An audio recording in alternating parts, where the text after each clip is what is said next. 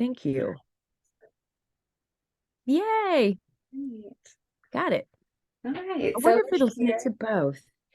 I know my sister and I went, we do this Zoom call every Monday with my mom's side of the family. And one day my sister and I, and we were not the host of the Zoom. And one day we just kind of hung out afterwards and we were just like doing stupid, goofy faces at each other. And we recorded it and thought it was hilarious. well, that's Got awesome. back in touch with our 12-year-old selves. Yeah. That's what my kids do when they get on Zoom. Like they do the little like faces, but the animated ones that go up on top of the face, like just over and over and over, like how many different ones they could do. And it is really fun.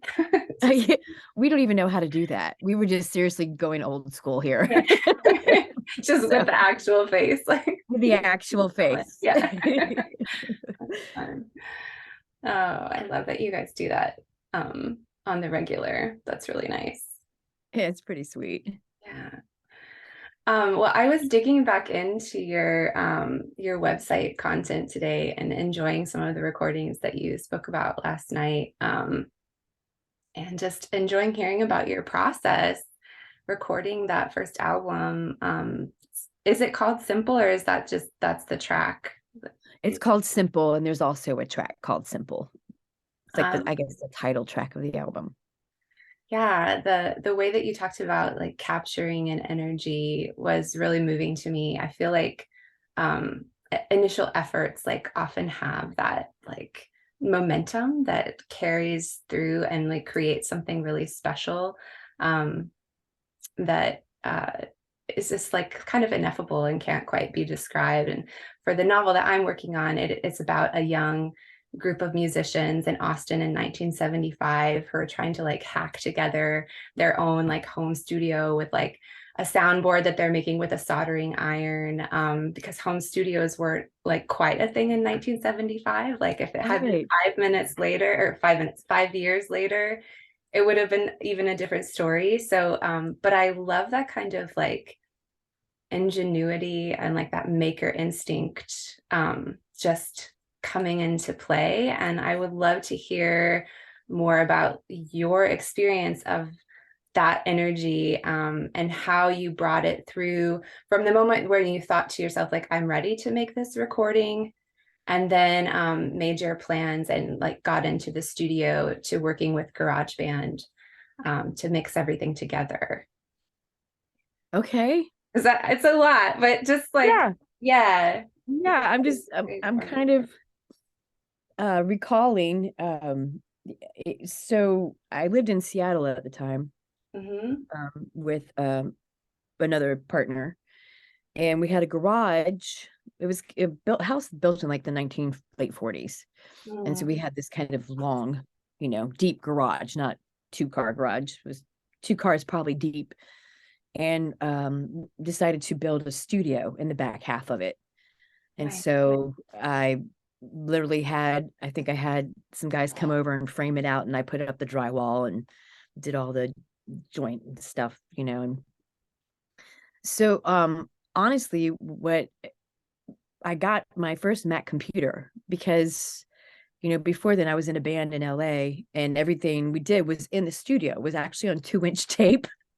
Oh It was wow. actually with a big giant board where the engineer actually had to manually move the sliders, Oh you wow. know.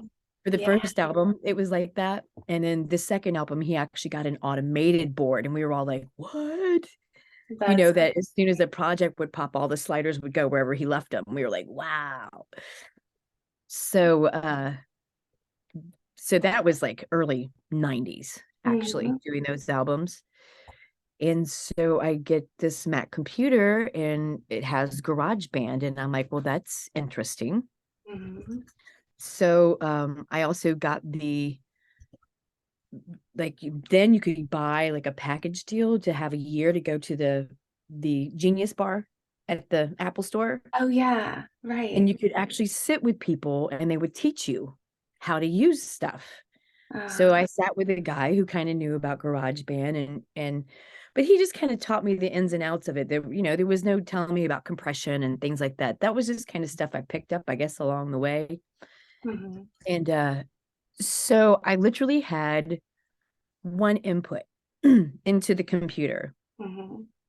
And most recording studios, there's multiple inputs, right? The drums usually are adorned with microphones. There's usually about 6 microphones on a drum set alone, on top Yeah. the snare, the bottom the snare, and the kick, overheads, toms. And so I didn't have that capability. So I went to record the drums. I had a drum set in the studio, and I went to record the drums on simple because I was just kind of like, I'm just gonna try it. What's the harm? Yeah. I always loved playing drums, and I could at least keep down a simple thing. And so I stuck one microphone in the middle of the drum set, literally right between the two toms on top of the kick drum. And it took me 10 hours to record it. And still I can hear one part where I kind of missed the snare and hit the rim. But I was like, I'm not Yeah.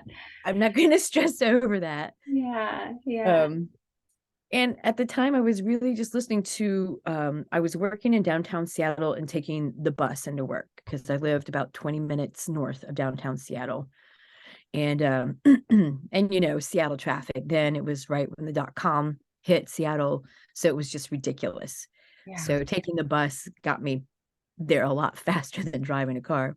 Oh my But it God. was cool because I had an iPod, had my earbuds, and I was listening to a lot of Sly and the Family Stone and a lot of Aretha Franklin, just kind of trying to pick apart and listen to how they mix certain things and how they panned the instruments and how they kind of created a width and depth in the song.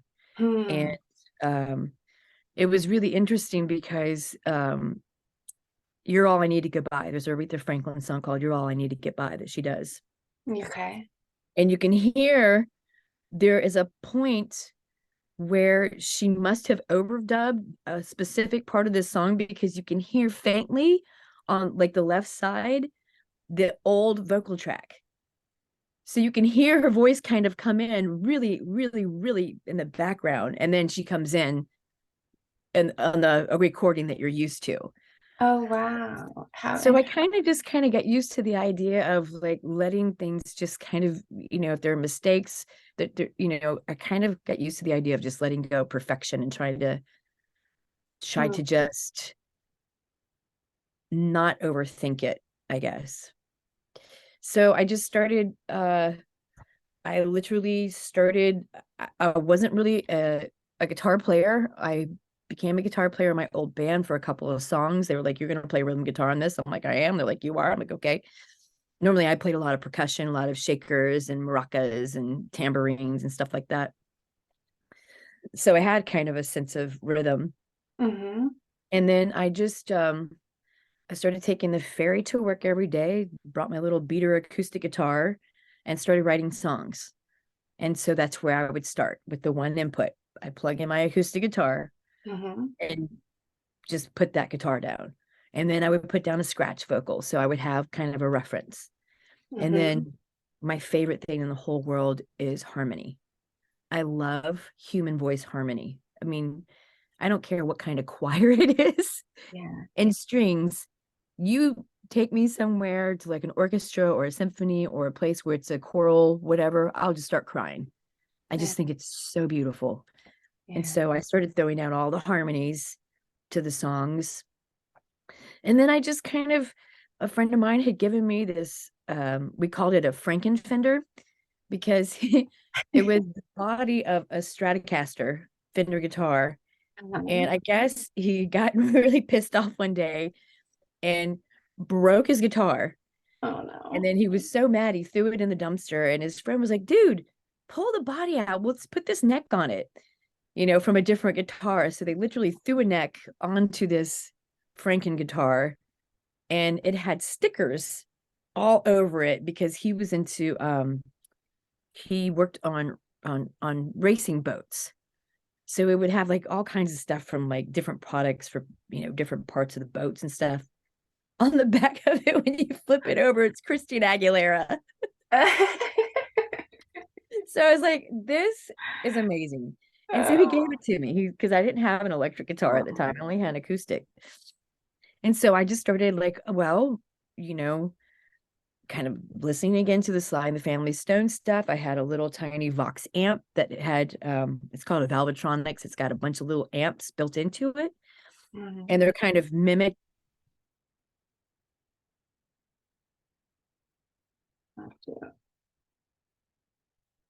uh so I literally just kind of messed around until I got the guitar tone that I thought was kind of similar to Sly and the Family Stone. And then I was just like, I don't know, just kind of, I guess because I wasn't putting too much on that record, I was literally just experimenting and having fun, which is probably the best approach to do any kind of recording, honestly, you know. Mhm. I I love just started noodling around on the guitar and started coming up with licks. And then I borrowed a friend of mine's keyboard that's got a beautiful piano sound and started, I'm going to try to play piano. I grew up as a kid kind of learning piano, and I was also teaching at a guitar store. I was teaching vocals and beginning guitar. A lot of people would come to me to learn how to play guitar and sing. that. Mhm. But so on the piano, I learned the scales because I had to teach people vocals. So I kind of got familiar with the piano and understood where all the major and minor chords were, and could kind of, I learned to like start transposing on the fly. It was really kind of cool, just kind of being Yeah. steeped in the piano more.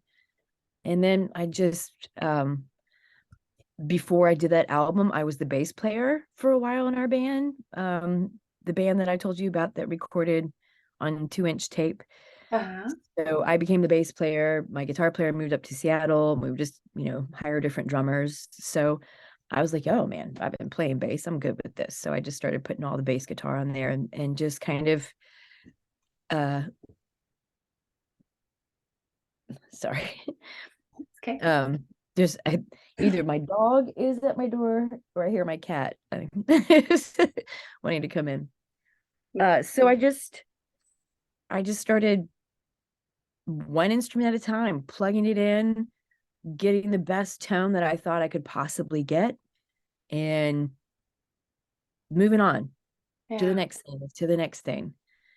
And it was just a lot of fun. And then I didn't really know much about compressors or reverb. I knew I liked reverb, but I didn't really understand reverb or EQ, any of that stuff. So I really just kind of did it all by ear. Like, does that sound good? Can I hear everything? Am I missing something? And then I had a friend of mine master it for me. And it was crazy because I didn't think anything about like, now engineers are like, oh, it's got to be a really quiet room so there's no bleed over from other instruments into the microphone. I didn't care about any of that. Yeah. I just didn't care. Right. And oh, you can only record up to, they say now digitally you have to record up to minus 18 dB because that's really zero in the analog world. I didn't Mm, care about any of that stuff. Some of the mm, tracks are recorded in stereo. Didn't care. I'm just kind of was trying to make it all sound good together mhm, and using a lot of dynamics and kind of being careful of how, if I wanted the guitar to be everything to be louder, I would dig in harder on the guitar or I'd play it softer. So I kind of, as I was going along, I was kind of taking a live musician approach to it. mhm, And it kind of benefited me because I didn't have to use a lot of processors in the end to kind of try to control any of the instruments that were really sticking out. mhm. Yeah, that's really interesting.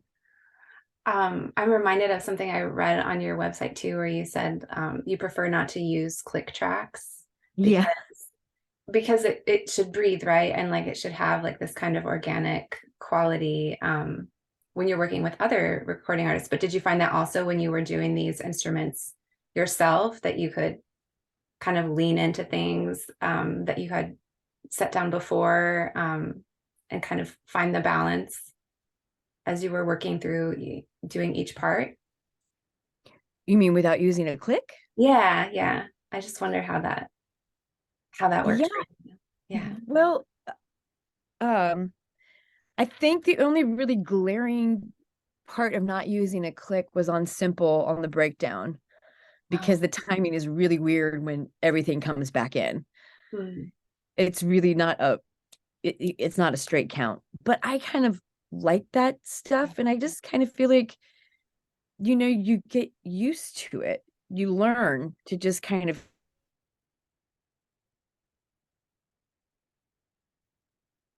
tracks. Like, I think Sooner or Later is my favorite track that I've ever produced as far as arrangement.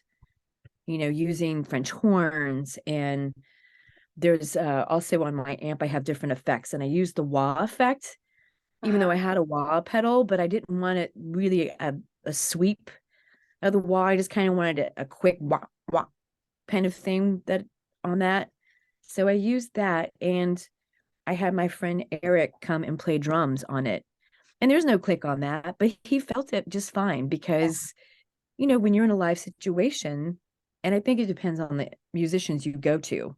Also, if you go to a studio person who's used to, they're probably going to be like, this is stupid. But if you go to a person who's used to a live situation, everybody's pushing and pulling each other the entire time on a song.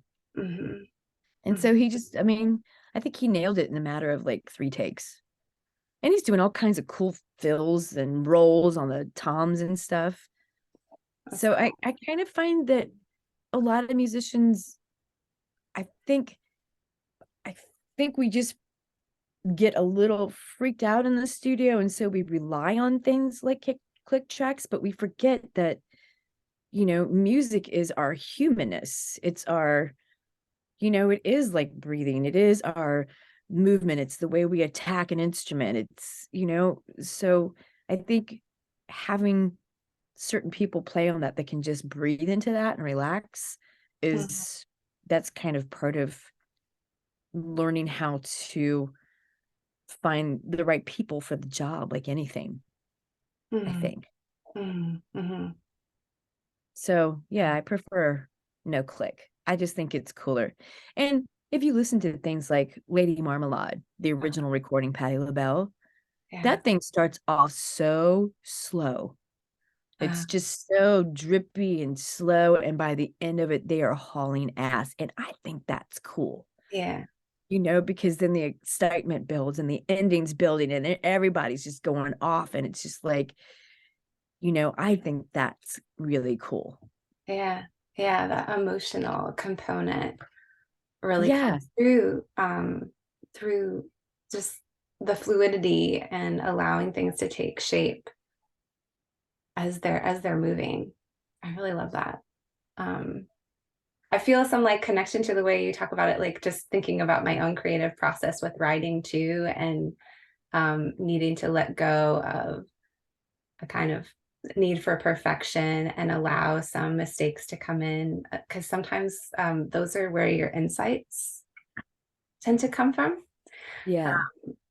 Like, oh, I didn't notice that I was putting in like all these metaphors that had to do with water, and now all of a sudden that makes perfect sense, and maybe there will be a flood like at some point. It's just like it all kind of builds on Yeah. itself. But if you're not willing to just like lay some stuff down that like at the time seems a little doesn't necessarily make sense, you can't get there.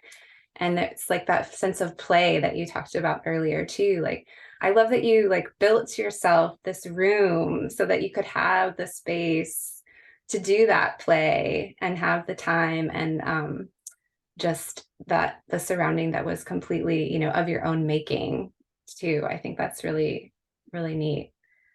Um, yeah, thank you for sharing those stories. I know I just like responded with like my own my own self, but No, I can't I help it. love I'm it. like, oh yes, that makes perfect sense to me. Um, and I think I'm really interested in what you said about like how you can get kind of like freaked out in the studio about like things like needing to sound a certain way, and you sort of lose that ability to just lean into sort of chance and happenstance. I'm not sure like exactly how to formulate a question around it just yet, but I'm thinking about it as we keep talking. I might return to that. Um, I like your description of your own journey into sound engineering as being like listening and just knowing the sound that you wanted to go for. Do you think as you've gotten more experience in creating recordings that it's changed the way you go about songwriting? Do you think more about like the recording process, or do you start to hear sounds, earlier on in the songwriting process because of the experience that you have had recording? Yeah, Yeah. yeah, definitely. I mean, uh, I, the last year especially, I really kind of dove in. I learned how to use Logic instead of GarageBand. Mm-hmm. And now with digital recording, all these companies are coming out with these, they're called plugins, Mm-hmm. and it's software, and but it mimics the hardware of a lot of the most popular stuff that was used in the studios of the era that I love, which is late 60s, early, 70s. I Yeah. love what came out of that that time period. Just not only sonically, but of course, songwriting. I mean, soul music, funk. I mean, it was Yeah. just R&B, it was just it was the shit. Yeah. Um, so I kind of took time to understand like what were they using at Stax Records? What were they using over at um, Atlantic, where Aretha was recording, and Muscle Shoals, famed studios where Aretha recorded, Never Loved a Man the Way I Loved You. And I mean, Rick Hall was kind of a crazy anomaly. He literally just decided he was going to be a producer, a sound engineer without really knowing anything, builds a studio, and then he actually starts the whole soul music thing explosion, Wow. right? So Yeah. he I can't remember the first guy he records, but doesn't really do much in the States, right? Because he's black, because there's no race music allowed in the United States, so it goes over to Europe, and the Beatles pick it up, and then everybody's getting inspired by this soul music. Then Aretha comes in, early or late 60s, does Never Loved a Man the Way I Loved You. Paul Mm. McCartney hears it and sends her Let It Be before the Beatles ever recorded. Oh my God, I didn't know this story. That's Yeah, amazing. so Aretha records Let It Be before the Beatles at Fame Studios in Muscle Shoals. Wow, that's So, fantastic. just really curious about the kind of stuff that they were using, and then, literally creating spreadsheets of what were the EQs. Here's about 5 different EQs that they use. Here's the compressors that they use. Here's the reverbs and the plates and how they used them. And then just went and found that stuff like through Waves is a good company. And then I also got Universal Audio, which is Mhm. fantastic. So And now I cool. forgot the question. Oh, writing. Yeah. And so, yeah, now definitely, as new kind of music comes out and I'm kind of interested in what they're doing and how they're doing it. And, now if I wanted to create a song out of just Logic, I could just grab, oh, let's take this keyboard in the A minor. Let's take this conga, you know. I literally watched the Spotify had on for a moment kind of highlighting different producers, and I can't remember which producer it was some producer of hip hop. Hmm. Literally watched him write an 8 bar jam, and then just so do you know much about Logic and how it works? No. No, this is new. Tracks, right? And they're all lined up this way. Uh-huh. And then when you record on the track, it'll come up in like a blue color. Like Mm. you'll see the music waves. When you use stuff in Logic, like they've already got, like, for instance, they'll have a guitar riff in A minor, and then you can find a keyboard part also in A minor, or a lot of kind of the drum sounds that are used in hip hop now. They Mhm. have all that stuff. You can just drag it over and stick it in a track. And then once you do that, you can literally create an 8 bar, which is 2 bars, 1, 2, 3, 4, 2, 2, 3, 4. That's it. And then you can take a little tool and drag it for as long as you want that to go. It can be Mm. a 2-minute song, it can be an 8-minute song, however long you want it to be. Yeah. And so that was really interesting to me, that literally all they were doing is writing 2 bars of song, Mm. dragging it out for 2.5 minutes, and then having somebody come in, rap on it, maybe have somebody sing a hook. Yeah. Maybe, maybe at the sixth bar, let's say, they'll add a little extra element or something like I don't know, uh, who knows. So I found that really interesting. So then it kind of put me on to this 1-minute song idea. Mm. I was like, well, this is curious, and this will also help me get my chops up better recording and mixing. Mm-hmm. And so I was going for a walk and I was listening to music, and that's where I get a lot of ideas. And I came back to the house. I was like, I got it. I got a song called Question Everything, and just threw down the bass line and then just started building on top of it. And Mm. I wanted it to be more of a vocal centered thing, kind of like a Marvin Gaye Trouble Man meets the Temptations when they were doing psychedelic soul stuff. Mm. Cool. And then I used, Logic also has in it, it's called Logic Drummer. And you can literally, it's kind of cool. So you can pick from, like, I mean, I think 8 different drummers. They literally have their names. Mm. Like it'll be, oh, Kyle plays more of a modern kind of swing, blah, blah, blah, blah. And then you can go find his drum set. I want this kind of, 1960s Brooklyn vibe, or I want this Motown thing. And then you can actually go in and like tune up every drum. You can kick up the hi-hat. It's pretty cool. It's a That's pretty pretty cool. cool. Yeah. Yeah. So then I just used that. I just threw down some drums. I threw on some congas. I have my friend Adrienne Connor who plays with Hell's Bells, which is an all-female tribute band to AC/DC. Oh, neat. And I had her just throw down some riffs on guitar. And so yeah, having that kind of tool really kind of it does kind of inspire you in different ways. Like I want to write a song that just is all strings and Mm. a vocal. That's Mm. it.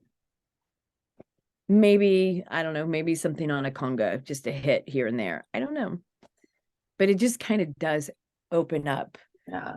Yeah. just different, where before I think I felt kind of, gotta have drums, bass, guitar, stuff like that. Now it's all in the box. Yeah. I can do it, I have it all at my fingertips. So you can really explore and start moving outside of the kind of songwriting formulation that Yeah. you kind of sometimes get locked into, which Huh. is exciting. And there's, I got a ton of stuff on there that I'm just like, you know, all Yeah, right. but it's the play, right? It's like Yeah. just getting familiar with the tool. Um, Hmm. I mean, as you're talking, I'll relate it again, like not to just bring it back to me, but recently, everything that's been very top of mind for my writer circle is the new AI programs that have recently come out where like they can create like very convincing AI developed like little stories, and you can put like you're saying, like in the style, like we did one, it was like explain sailing in the style of a sea shanty, and it was just so good. Like the text it came up with, like it rhymed, it had that like swashbuckling feel, and described like literally how you can sail a sailing ship. Like it just knew everything. And so writers are like, like, what are we gonna do? It's like, but I think as a tool, that's actually really cool, because it's almost like now you have more access to, like for me, like I looked up how does sound recording work? Like I want this in my, like I want to understand like on a physics level, like how the electricity is like made like from the vibration and then translated like through the machinery. Like I think that side is so interesting, like this invisible world that's operating, which feels magical but is like scientific. I like that kind of just understanding how that works. But it's so hard to understand if you just Google that, like you're going to get a million explanations. But this thing like described it in a paragraph that was completely understandable. And now I can translate that like into my own poetic language and it becomes something different. So it's like, it's just, again, like I think you're saying, like it's a tool that you can use to really enhance your creativity and open up different avenues, that weren't open before. So anyway, I'm inspired by your explanation of that. I'm going to share it with my writer friends because I think, this is happening in all creative fields. It's in the visual arts too. It's in music, that like the way that technology is interacting with our creative process is just in a position of flux. Yeah. And it's what we do with it can sometimes be scary, but it's actually more, if we lean into the curiosity and the excitement of it, I think be really cool what we come up with too. And it's democratizing in some way too, because people don't always have access to instruments, but they could have access to the program. Um, Yeah. so yeah, it's going to be a changing field for the creative minds. It'll be interesting. Wait to see what my Yeah. kids do with it. Yeah, I totally agree with that. I think at first I was a little freaked out, that kids can literally just pull up their iPads and on GarageBand create a song. Mhm. You know what I mean? But Yeah. there's always going to be room for craftsmanship. There's going to be room for that. I mean, look at Spotify and the millions of kind of different artistry there is on there. I mean, you can find everything on Spotify. And some of the stuff you never known had I not caught that whole producer spotlight thing, then I'm like, what? They're literally constructing 2 bars of music, maybe four, and then just dragging it out. I'm like, what the? But Yeah. there's something to also be said about understanding the kind of repetitious thing that it seems like the human mind and body like to kind of settle into sometimes. Mhm. Like I think about some of my favorite Curtis Mayfield songs, and the reason why I love them so much, it's not so much that he's got all the words, but he does these extended versions, and it's just the same thing over and over again. But it just feels good. You just start to kind of sit in it, Mhm. and it just gives you an opportunity for your body to kind of really just sit in it, like sitting in water, Yeah. and I think that's kind of my observation. It's kind of interesting that hip hop is basically a repetitive thing over and over again, maybe adding a little something, maybe taking away a little something, but it's essentially the same shit Mhm. repetitively, and then it gives opportunity for whoever's rapping or singing on top of it to kind of play rhythmically with how they're approaching the song. Mhm. So it all has its purpose, but then there's also something to be said about a very well constructed song, like a Burt Bacharach song, or you know, Mhm. or Aretha Franklin, and even listening to that, the arrangements and the way that they weave things in and out to create this just beautiful journey that you're going on for 2.5 minutes. That's the goal for me. Like Mhm. to have it interesting enough and to create a kind of journey of the mind, of the body. I mean, music is all vibration, and all of our chakras carry a note. Mhm. And that is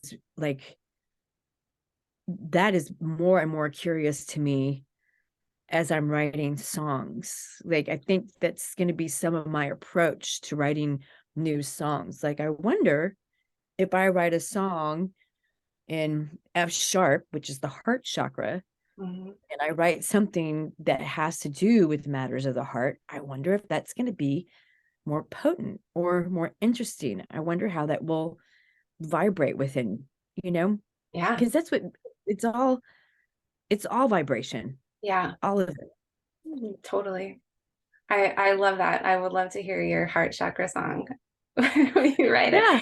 You know, it's amazing. I am not like an accomplished musician at all, but I do like play a little acoustic guitar, and that is what I do to like set myself up for my writing practice because Right.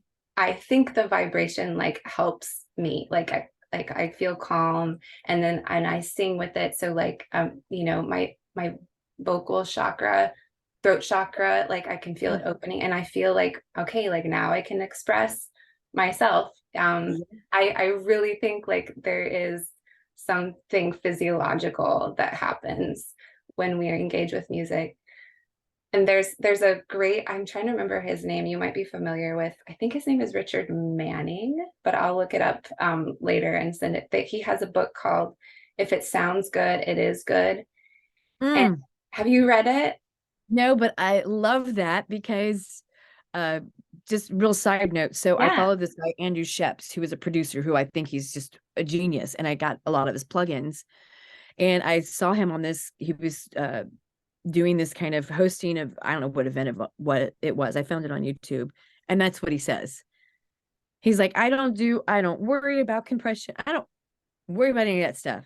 If it sounds good, it is good. And Yes. that is like, and that's exactly how I approached my first album because I didn't know any better. Yeah. I was just like, if it sounds good, it is good. Yeah. Yeah, I because love that. your body knows, you know, your Yeah. body knows what is good and what it needs and where it needs to feel like that vibration and release. So that's it's if you can trust your body to know, like that's really all you need. Um, Yeah.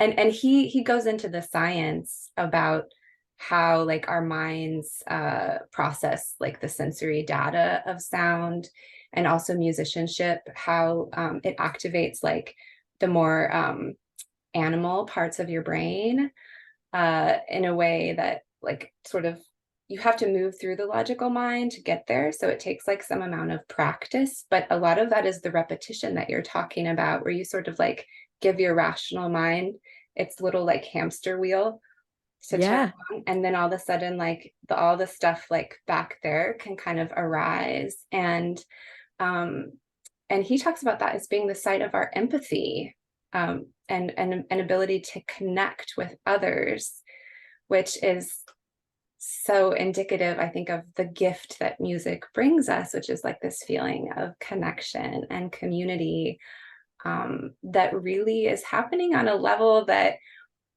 I don't think we fully like understand, you know, empirically, and yet like it's so persistent. I really feel like music is like the one vestige of like mystical culture that we've retained in our really secular culture, Yeah. where we allow like kind of boundaries to fall and connections to be made. Hmm. I just, you know, I'm interested in that. Like, what is going on there? And so it's really neat to hear you talk about that from a creative standpoint of like, if it sounds good, if it feels good, yes, like that's what we Yeah. do as creators, and also as listeners too. It's like, yes, you kind of you get it in your body.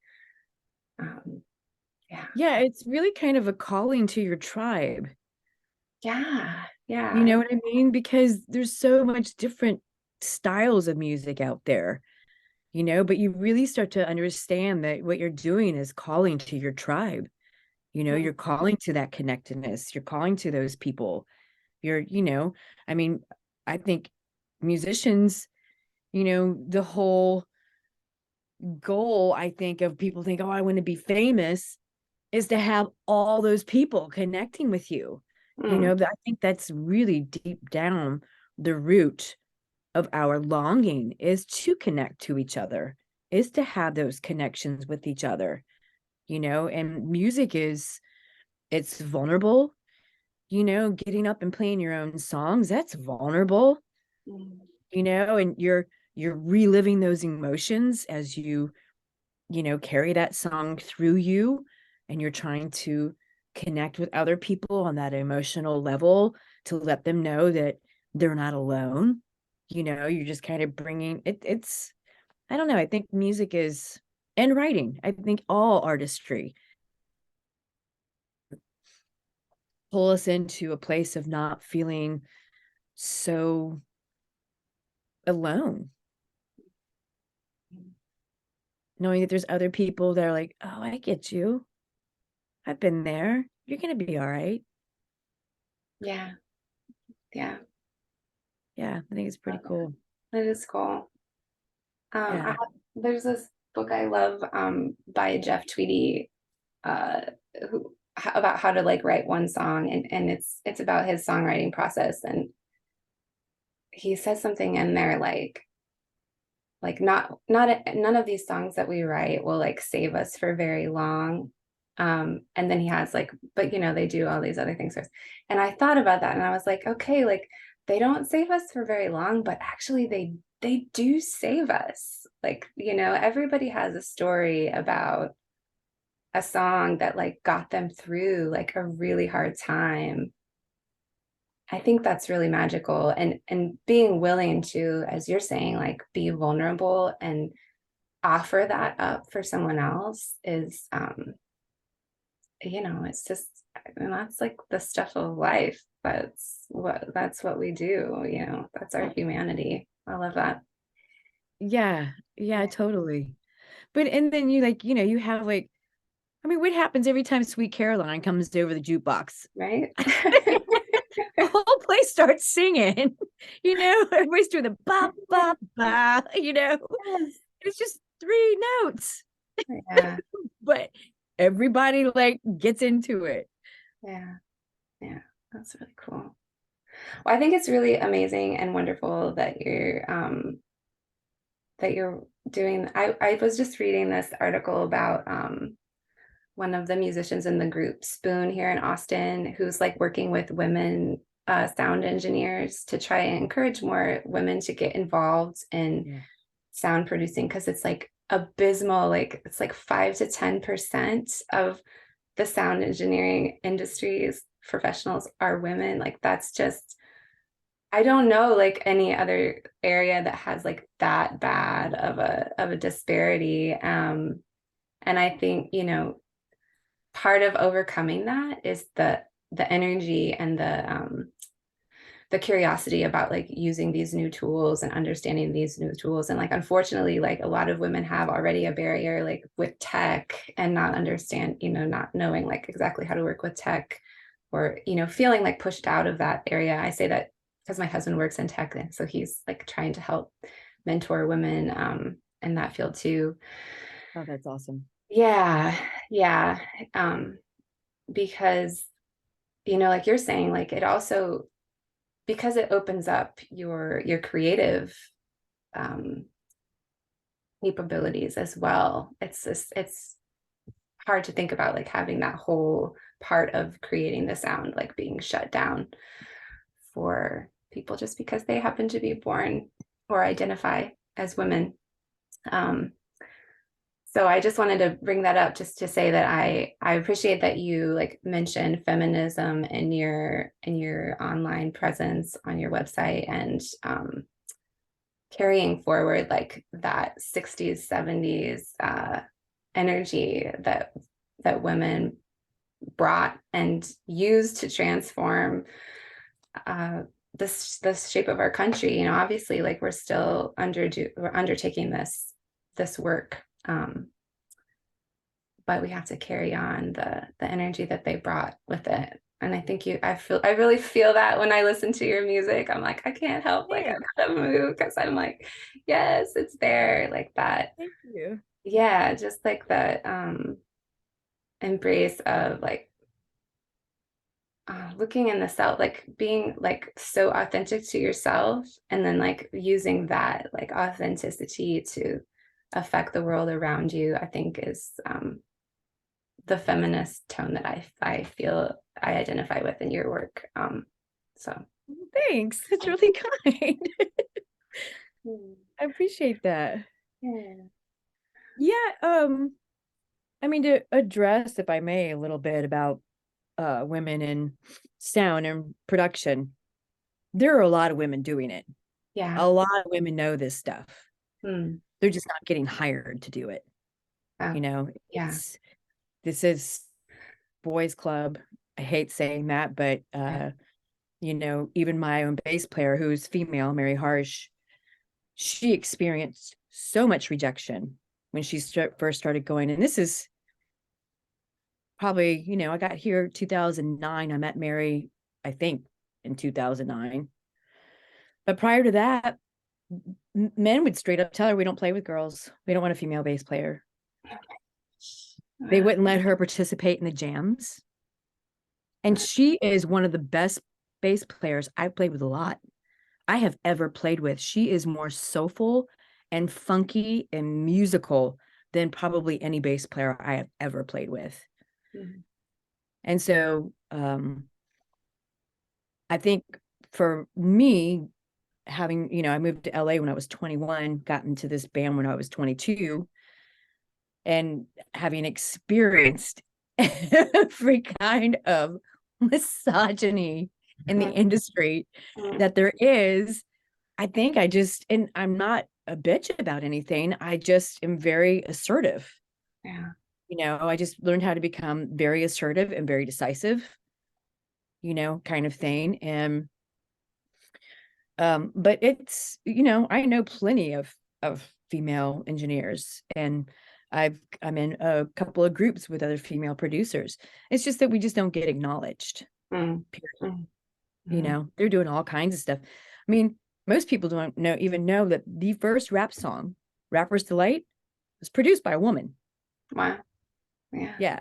Yeah. And she's still producing excellent rap and hip hop songs, but you Right. don't hear much about her. You hear about Dre, and you hear about, I don't even know who works with Missy Elliott, those producers. Yeah. But it's still very much a man's world. And I think that's part of maybe what has given me the motivation to learn how to be a engineer slash producer. And, one, not only to do my own songs, because, I've been in studio situations where Swamp Song, for example, when I was in Seattle, I thought, well, I'm just kind of goofing around on this. I'm going to talk to some friends, and a friend of mine steered me to a studio. And he's like, yeah, great. Let's record this song. He's like, I know the bass player from Tower of Power. I was like, cool. So he brings in the bass player. Bass player's communicating with him, not even talking to me. I Mm. wrote the song. Oh my gosh. Yeah. And they decide, yeah, this is great. Let's go with this. And I keep saying, doesn't sound right. Something doesn't sound right. This is not right. This is sounding more like a kind of Blues Brothers song. And this is supposed to be really swampy and greasy. And this is Uh-huh. not sounding right. And it took me the longest time to figure it out. I'm like, you let him play everything in a major key, and this is in a minor. Mm. And none of you heard that. You didn't hear that. You didn't hear that. This was in a Mm. minor key. And so I left the studio and I said, pardon my French, fuck this. Yeah. I go home and I'm going to do it myself. And Mm. so, I did a second album here while I was in Austin, and not disparaging anybody, but didn't turn out the way I wanted it to sound.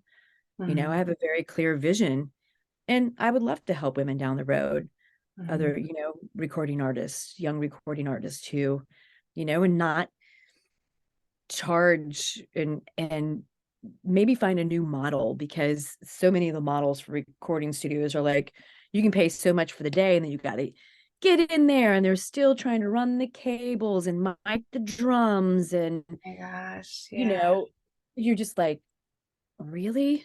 Yeah. There's got to be a better model for this. I understand you have to kind of take your time, and you want to make sure all your inputs and everything is together, but there's got to be something that doesn't make the artist feel like they're in a mad panic every time they walk into the room because the clock is counting backwards. Yeah. Yeah.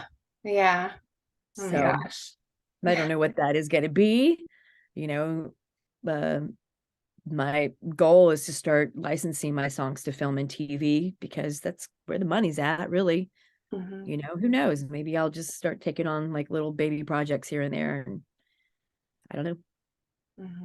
Hmm. But I do want to give back to and get some of these girls coming up, and just kind of, it's important that we look out for each other. Yeah, it is. Yeah. Yeah. Oh, thank you for sharing that story. Yeah, I can really relate to that too. I um, think all of us can. That's the thing. Women just, all of us can. You mhm, know, we get a little leeway and then there's a backlash. And we mhm. get a little leeway and there's back. I mean, Lilith Fair, perfect example. Yeah, People were pissed. It yeah, was doing so well. I mean, it was outselling every other festival that was out there. You know, I think Rolling Stone called it Dyke Fest. Rolling Stone magazine. yeah. It's You know, ridiculous. and then they recently published 100 top guitar players. I think there were 3 women in there. Oh no. 3. Completely left out Sister Rosetta Tharpe, who is the godmother of rock and roll. Memphis Minnie, who like beat Muddy Waters in guitar contests all around Chicago. Just, you know, Ridiculous. it's still Yeah, really, you're going to yeah, keep shoving down my throat the same damn yeah, people yeah, over and over again. Come on, man. yeah, So we have to, it's got to be us just taking care of each other. We have to start really looking out for each other. yeah. And like telling each other's stories, like we have to be able to uh eliminate or illuminate that all of these women that are doing this work, I'm so relieved to hear you tell me that like women are doing this, they're just not being recognized for it, because Mhm. then like the recognition, like I feel like that's something that we can give each other, if we Yeah. have the means, which we do, to be able to express it. um that's so important. I want that. That's one thing. I love the book I mentioned before about, if it sounds good, it is good. But that's the one thing that's like there are no women referenced in like his history of bluegrass, um, outside of like talking about And like mothers like rocking their children, which is like not nothing. I mean, I think that's very important too. But it's like, right.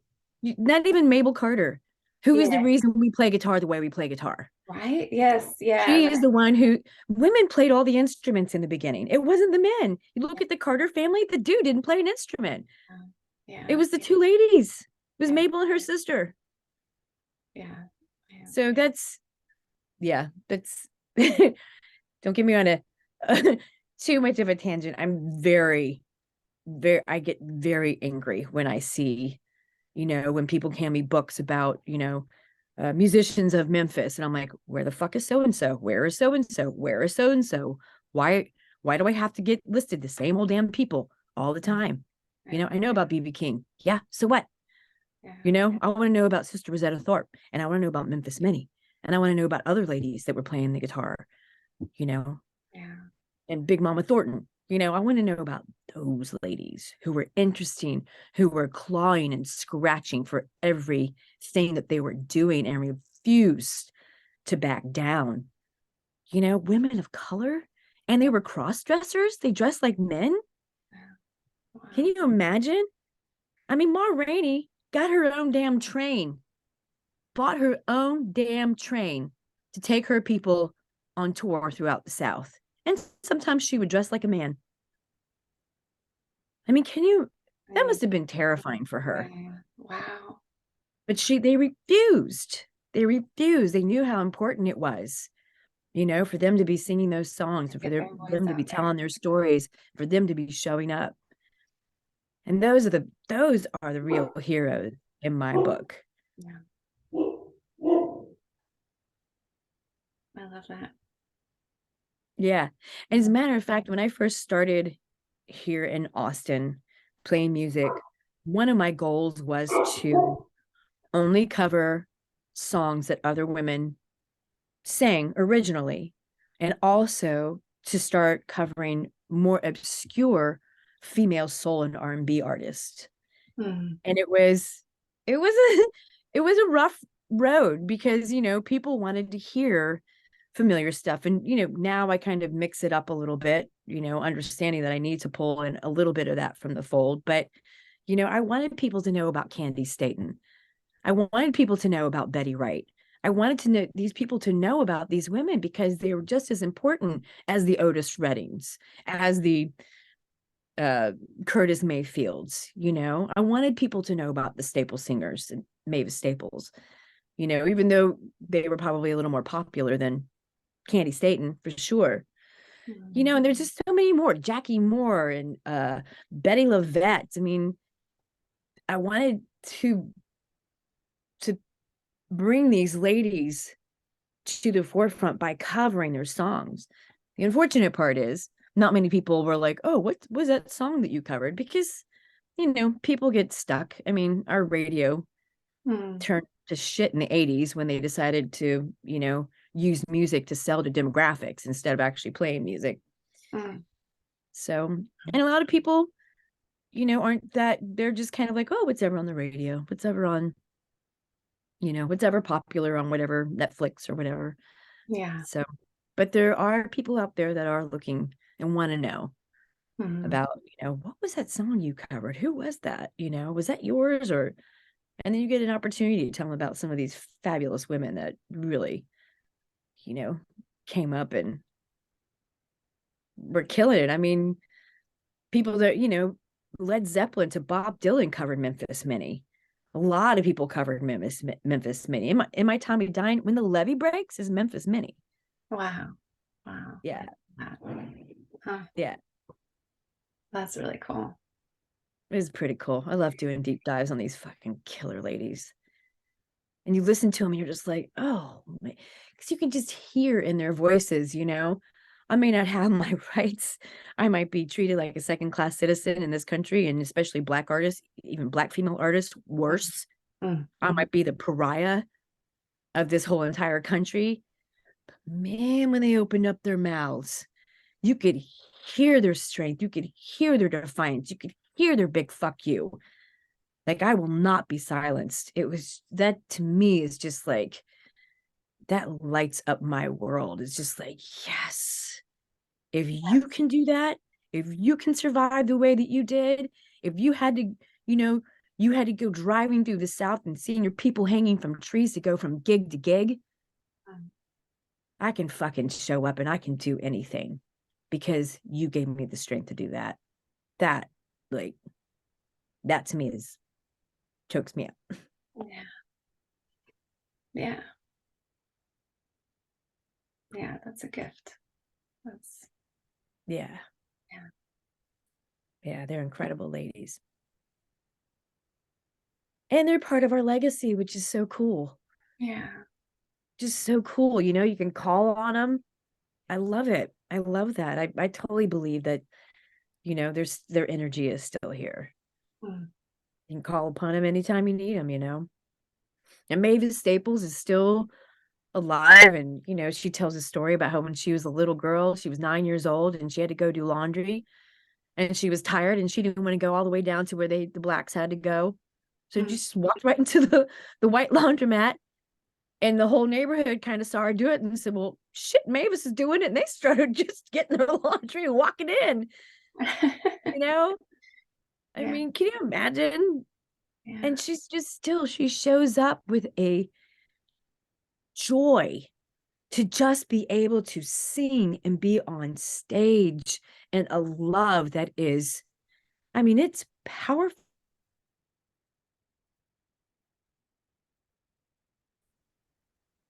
Mm. That is powerful. Yeah. Yeah. So, learning the back end of this stuff, the recording, one, because I'm a total nerd and I really geek out on it. I really love it. It's so exciting to record something, grab a compressor because it's going to do this to this instrument or do this to the voice, Mhm. throw it on there and just go, "Oh, okay, yes." Yeah. What next? You know what I mean? Yeah. Yeah. And, and like I said, to be a cheerleader for other women, come on, let's record. Come on, I'm not going to disparage you. I'm not going to make you feel crappy. I'm just going to be your biggest cheerleader because all I want you to do is have fun.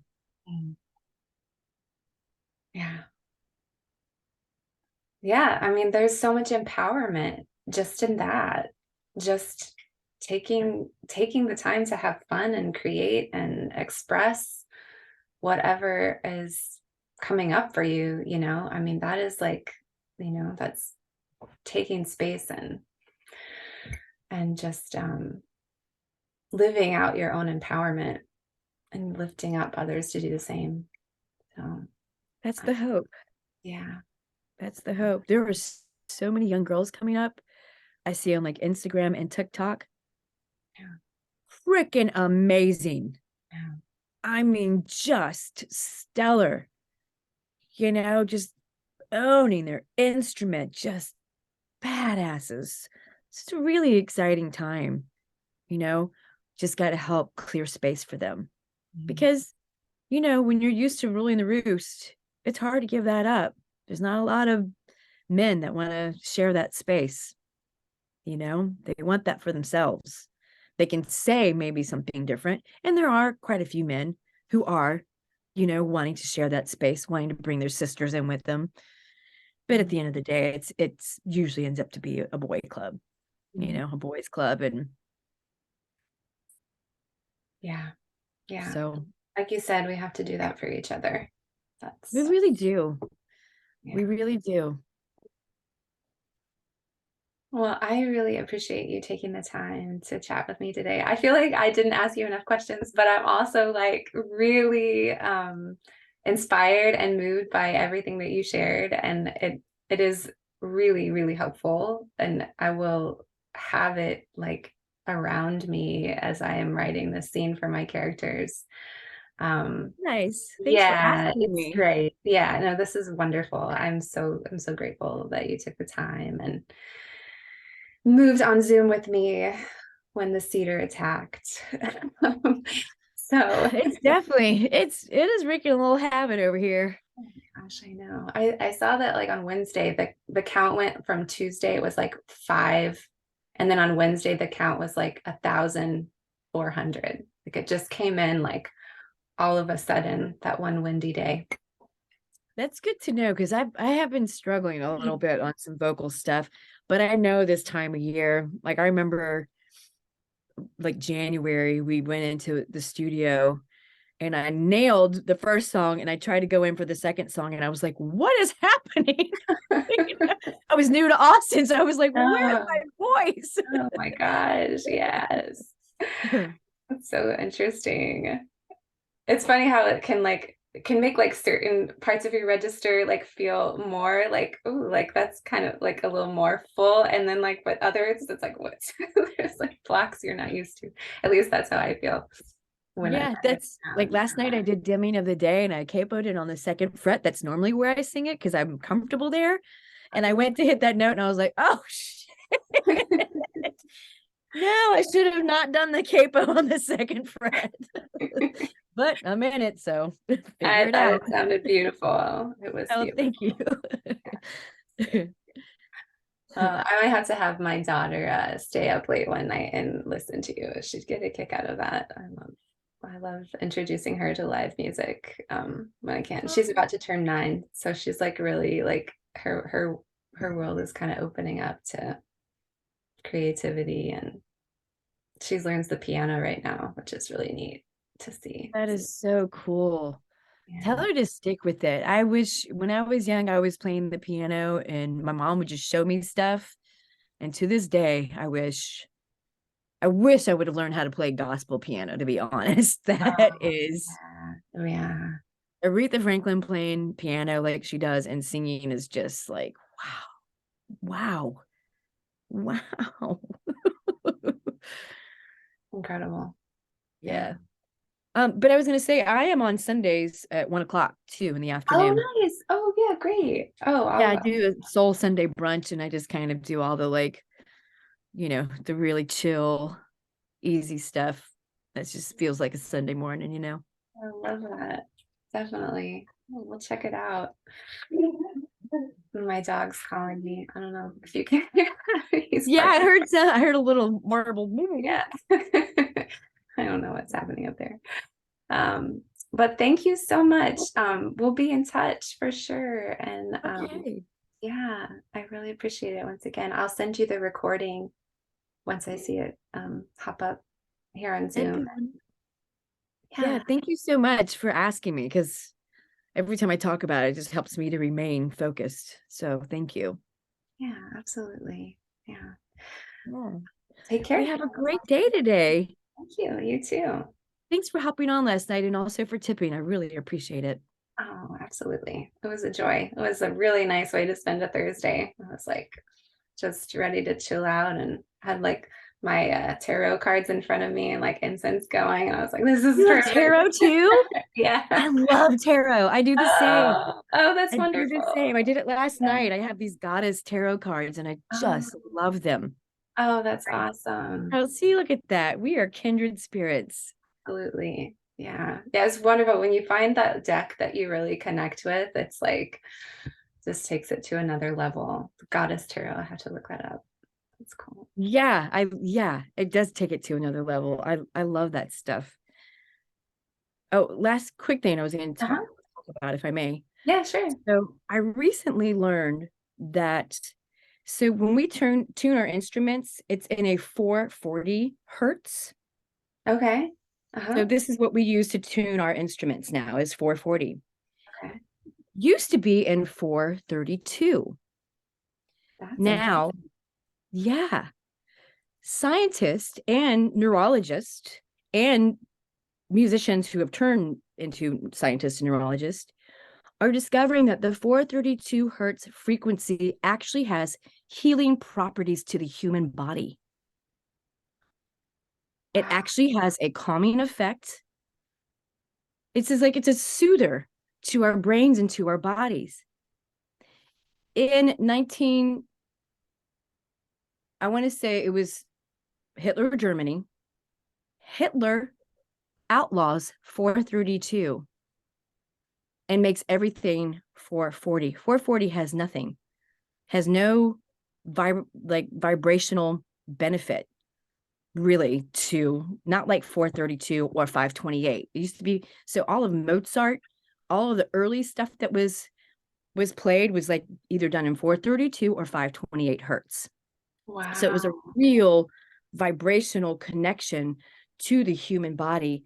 Our government, it is in law in 1950, I think, decided that 432 was no longer the legal tuning, like universal tuning, that we would also go to 440. What? Why? Why would they do that? That is so, so weird. Did it? Yeah, you can look it up. I like haven't done a deep dive into it, but I just kind of looked it up and I was like, holy shit, that is huge. Yeah. So now I'm looking because my tuner, there are tuners out there now that will let you tune to 432 or 528. So now I'm going to get a tuner that does that. And I think I'm going to start recording all my stuff in 432 or 528, really just kind of as an experiment, but also to see Yeah. how it changes things, how it changes any kind of, because when you record music, all those layers of instruments, depending on how those notes are moving or how those uh, pads, chords are laid on top of each other, create completely different sonics. Like, so let's say you've got this C chord you're sustaining, and then you take like a guitar and you throw a lick in like A minor or something. Mm-hmm. And then you take a bass and you have a note that flies up right in between there to cause this little quick dissonance. It's like I call it the dissonance and release. And people love that in music. Like you hit Mm-hmm. the like kind of friction and then it like releases. And it kind of creates this like, oh, kind of vibe in the song. So I'm really curious what it's going to do when I start adding all the other instruments, like what kind of interesting overtones it's going to start creating. Oh my gosh. That is so interesting. Yeah. Yeah. How bizarre that they would like go to the trouble of putting it into law. Why? I don't know. Because there's got to be something to it, right? There's Yeah. got to really be something to the 432 hertz. And now, if you go on YouTube, a lot of people are putting meditation music out in the Mhm. 432 and 528. I mean, I listen to it when I do yoga in the morning, when I meditate. Mhm. There, there could really be something to it. Yeah. But Yeah. why ban it? Why put it into law that now all universal tuning in the United States must be at 440? Why? I don't know. Could it have been something with like radio transmission that they I think it has something honestly to do with, I'm just going to throw it out there. Maybe I sound like a go it? conspiracy Yeah, no, it's theorist. okay. I Yeah. think it has something to do with our entire health industry and how the pharmaceutical and the insurance industry are the most money making industries in our country. Mm-hmm. I think the longer they can keep us in the dark about anything that we can do possibly to heal or to balance our own bodies, they don't want us to know about. Mm-hmm. That's just my 2 cents. Mm-hmm. Yeah. It's sad, but I think there could be something to that. Yeah. I mean, I could get into this. I just did like a women's group talk on the history of witchcraft and witch persecution, and it's like this very thing, like moving away from female knowledge about herbal remedies and like healing practices And who played the and spiritual instruments? practices too, like taking the spiritual power out of like women and like the home and moving it into like structured, like institutionalized. Yes. They say that over 9 million women were murdered during the Spanish Inquisition. Yeah, yeah, 9 million. I know. I would love to be part of that group if you are open to have another member. I'm totally into witchcraft. Oh, that's so cool. Oh, I that's totally awesome. love the history of it, and I totally agree with you. Yes. Oh my gosh. Yes. Well, this group is through the Wildflower Church. I'm not actually a member of that church, but my friend was like, you should join this group because it's all like goddess traditions, and they're starting up new groups uh in the coming years. So if you're interested, I could get you in touch with the woman who organizes it. I think her name is Kathy Kramer. Yeah. I have been looking for something like, I'm also really into Abraham Hicks and meditation, and I have really been looking for other women who are similar minded. I would love that. Please. The other thing I'll recommend to you then is my tarot teacher is named Cecily Saylor. She works her It's a great uh, name. yeah, she's wonderful, and her group is called Typewriter Tarot, and she runs like retreats for tarot exploration, and she also has like a creative coven community that like meets to like talk about, it's mostly writers, but I think it extends, like it would extend to musicianship like very easily. And she gives out like a great newsletter that has like some wonderful spreads and reflections on like the anti-capitalist movement of like reconnecting with like your own intuition and becoming like your own creative advocate against like all of these other pressures. Right up my alley. That I is mean, why. like That's I'm why I like went to I'm start feeling recording that my own intuition stuff. there. That's Yeah. exactly why, because I was tired of Yeah. dudes trying to tell me how to do it and what to do. I was like, no, man.